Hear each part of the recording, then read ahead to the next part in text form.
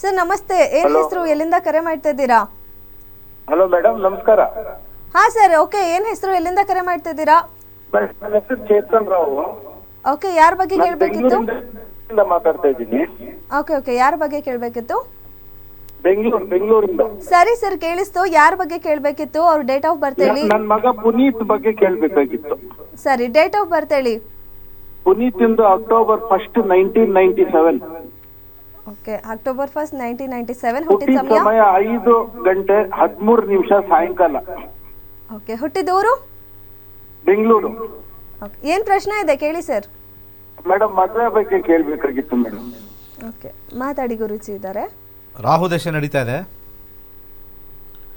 ರಾಹು ದೇಶದಲ್ಲಿ ಸ್ವಲ್ಪ ನಿಧಾನದ ಮದುವೆ ಅಂತ ಹೇಳ್ತೀವಿ. ಮ್ಯಾರೇಜ್ ಅಂತ ಒಂದು ಕಾಂಬಿನೇಷನ್ ಹೋದಾಗ ಫಸ್ಟು ದಶಾ ನೋಡ್ತೀವಿ. ದಶಾದಲ್ಲಿ 2ನೇ ಮನೆ 7ನೇ ಮನೆ ಇಂಪಾರ್ಟೆಂಟು. ಇಲ್ಲಿ 8 ಅಂತ ಬಂದಿದೆ ದಶಾದಲ್ಲಿ. Okay good. ಸೊ 8 ಮತ್ತು 7 ಬಂದಾಗ ಎಷ್ಟೇ ನೋಡ್ತಾ ಇದ್ರೂ ಕೂಡ ಸಮಾಧಾನ ಆಗೋದು ಸ್ವಲ್ಪ ಕಷ್ಟ ಅಂತ ತೋರಿಸುತ್ತೆ ಒಂದು. ನೆಕ್ಸ್ಟ್ ನಾವು ಭುಕ್ತಿಯಲ್ಲಿ ನೋಡ್ತೀವಿ ಮದುವೆ ಯಾವಾಗ ಅಂತ. ಸೂರ್ಯ ಭುಕ್ತಿಯಲ್ಲಿ 7 ಮತ್ತು 11 ಬಂದಿರೋದ್ರಿಂದ ಸೂರ್ಯ ಭುಕ್ತಿಲಿ ಮದುವೆ ತೋರಿಸ್ತಾ ಇದೆ. ಸೂರ್ಯ ಭುಕ್ತಿ ಬರೋ ಟೈಮ್ ಯಾವಾಗ ಅಂತ ನಾವು ಕಂಡಿಡಿದಾಗ ರಾಹು ದೇಶ ಸೂರ್ಯ ಭುಕ್ತಿ 2027 ತೋರಿಸ್ತಾ ಇದೆ. ಸ್ವಲ್ಪ ನಿಧಾನ ಇದೆ, ಒಪ್ಪೋದು ಕಷ್ಟ. ಅವನಿನ್ನೂ ಸ್ವಲ್ಪ ಸೆಟ್ಲ್ ಆಗಬೇಕು, ಇನ್ನೂ ನಾನು ಜಾಬ್ಗೆ ಹೋಗಬೇಕು, ಇನ್ನೂ ದುಡ್ಡು ಜಾಸ್ತಿ ಮಾಡಬೇಕು, ಕರಿಯರ್ ಇಂಪ್ರೂವ್ ಮಾಡ್ಕೋಬೇಕು, ನೋಡೋಣ. ಅಥವಾ ನನಗೆ ಸೆಟ್ ಆಗ್ತಾ ಇಲ್ಲ, ನಿಮ್ಮ ಹುಡುಗನಿಂದ ಸ್ವಲ್ಪ ರಿಜೆಕ್ಷನ್ ಇರೋ ಸಾಧ್ಯತೆ ಇರುತ್ತೆ. ಅರ್ಥ ಆಯ್ತಾ? ಸರಿ ಸರಿ, ಓಕೆ ಓಕೆ ಓಕೆ, ಧನ್ಯವಾದ ಸರ್ ಕರೆ ಮಾಡೋದಕ್ಕೆ. ಮತ್ತೊಬ್ರು ಕಾಲರ್ ಇದ್ದಾರೆ. ಹಲೋ ಹಲೋ ಸರ್ ನಮಸ್ತೆ, ಏನ್ ಹೆಸರು, ಎಲ್ಲಿಂದ ಕರೆ ಮಾಡ್ತಾ ಇದ್ದೀರಾ? ಮೇಡಮ್, ನಮ್ಮ ಹೆಸರು ಪ್ರೀತಮ್ ಅಂತ.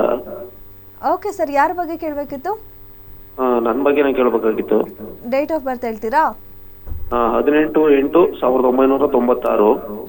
ಓಕೆ, ಹುಟ್ಟಿದ ಸಮಯ? ಬೆಳಗ್ಗೆ 4:25. ಓಕೆ, ಹುಟ್ಟಿದೂರು? ಹುಟ್ಟಿದೂರು ಬೇಲೂರು. ಓಕೆ, ಏನ್ ಪ್ರಶ್ನೆ ಇದೆ ಕೇಳಿ ಸರ್. ಮೇಡಮ್, ನಾನು ಯಾವುದೇ ಕ್ಷೇತ್ರಕ್ಕೆ ಹೋದ್ರೂ ತುಂಬಾ ಸಮಸ್ಯೆ ಆಗುತ್ತೆ. ಯಾವ್ದ್ರಲ್ಲೂ ಕೂಡ ಸಕ್ಸಸ್ ಅನ್ನೋದು ಸಿಗಲ್ಲ. 1996 ಇಲ್ಲಿಂದ ಸ್ಟಾರ್ಟ್ ಮಾಡಿದ್ರು ಕೂಡ ಅಲ್ಲೇ ಫೇಲ್ ಅಂತ ಬರುತ್ತೆ. 1996 ಸಾರಿ ಸರ್, ಕನ್ಯಾ ರಾಶಿನ 1996. ಹಸ್ತ ನಕ್ಷತ್ರ. ಹಾಂ ಸರ್. ನೀವು ಯಾವುದೇ ಕ್ಷೇತ್ರ ಅಂತಂದರೆ ಎಲ್ಲ ಕ್ಷೇತ್ರಕ್ಕೂ ಹೋಗ್ಬೇಡಿ. ಹಾಂ ನಿಮಗೆ ಸಾಮಾನ್ಯವಾಗಿ ಸೇಲ್ಸು, ಮಾರ್ಕೆಟಿಂಗು, ಮೀಡಿಯಾ, ಹಾಂ ಓಕೆ, ತಿರುಗಾಡೋ ಕೆಲಸ, ಅದೇನೇ ಇರಲಿ ತಿರುಗಾಡೋ ಕೆಲಸ. 3ನೇ ಮನೆ ತಿರುಗಾಡೋದು, ಹಾಂ ಟ್ರಾವೆಲ್ ಮಾಡ್ತಕ್ಕಂಥದ್ದು, ಜನಗಳ ಜೊತೆ ಮಾತಾಡ್ತಕ್ಕಂಥದ್ದು, ಸಂಭಾಷಣೆ ಇರ್ತಕ್ಕಂಥದ್ದು, ಇದು ಫಸ್ಟ್ ಲೆವೆಲಲ್ಲಿದೆ. ಸೆಕೆಂಡ್ ಲೆವೆಲು ಕಾಮರ್ಸಲ್ಲಿದೆ. ಕಾಮರ್ಸ್ ಅಂತಂದರೆ ಈ ಏನಂತಾರೆ, ಅಕೌಂಟ್ಸು, ಆಡಿಟಿಂಗು, ಇದು 2ನೇ ಲೈನು. ಇನ್ನು 3ನೇ ಲೈನ್ ಒಂದಿದೆ ಸ್ಪೋರ್ಟ್ಸು. ಸ್ಪೋರ್ಟ್ಸಲ್ಲಿ ಟ್ರೈನರು ಅಥವಾ ಜಿಮ್ ಟ್ರೈನರು, ಎಕ್ಸಸೈಸ್ ತೋರಿಸೋದು. ಈ 3 ಲೈನು. ನೀವೇನೇನೋ ಹೇಳಿದ್ರಿ, ಎಷ್ಟೊಂದು ಮಾಡ್ಕೊಂಬಂದಿದ್ದೀನಿ ಅಂತ. ಈ 3ರಲ್ಲಿ first one, second one, third one ಹೇಳಿದ್ದೀನಿ. ಸೇಲ್ಸು ಮಾರ್ಕೆಟಿಂಗ್ ಮಾಡಿ, ಯಾಕಂದರೆ ರಾಹು ದೇಶ 2030 ಇದೆ. ಅದಾದಮೇಲೆ ಗುರು ಬರ್ತಾನೆ.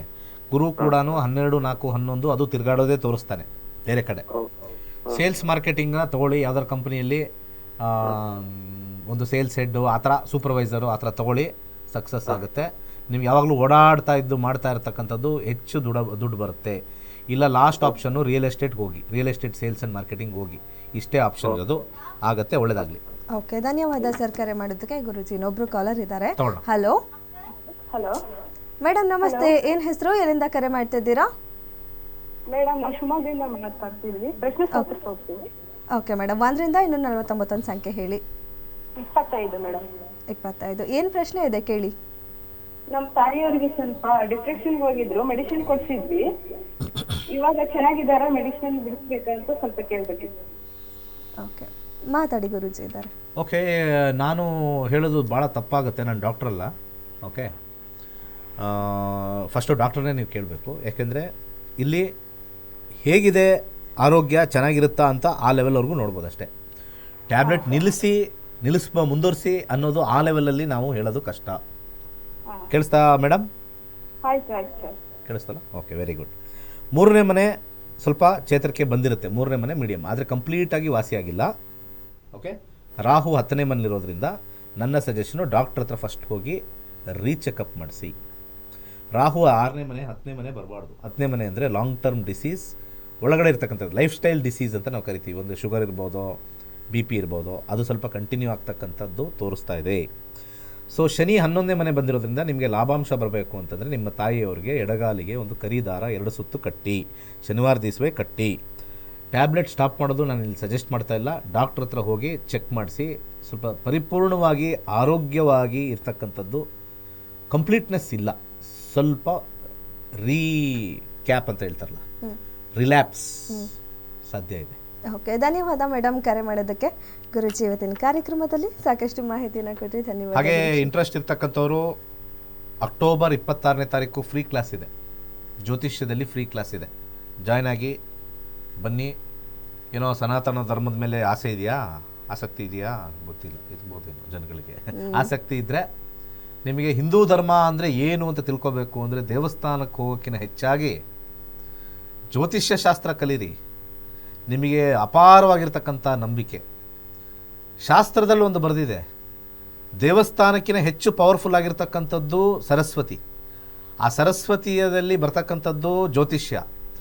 ದೇವಸ್ಥಾನಕ್ಕೆ ಹೋಗಿ ಪುಣ್ಯ ಪಡೆಯೋದಕ್ಕಿಂತ ಹೆಚ್ಚಾಗಿ ಜ್ಯೋತಿಷ್ಯವನ್ನು ಕಲಿತ್ರೆ ಅದರ 100ರಷ್ಟು ಪುಣ್ಯ ಬರುತ್ತೆ ಅಂತ ನಮ್ಮ ವೇದದಲ್ಲಿ ಬರೆದಿದೆ. ವೇದದಲ್ಲಿ 64 ವಿದ್ಯೆನೂ ಓದಿದಾಗ ಆ ಪುಣ್ಯ ಲಭಿಸುತ್ತೆ. ಅದರಲ್ಲಿ ವಿಶೇಷವಾಗಿ ಜ್ಯೋತಿಷ್ಯನೂ ಒಂದು. ಒಳ್ಳೆಯದಾಗಲಿ. ಸರ್ವೇ ಜನ ಸುಖಿನೋ ಭವಂತು.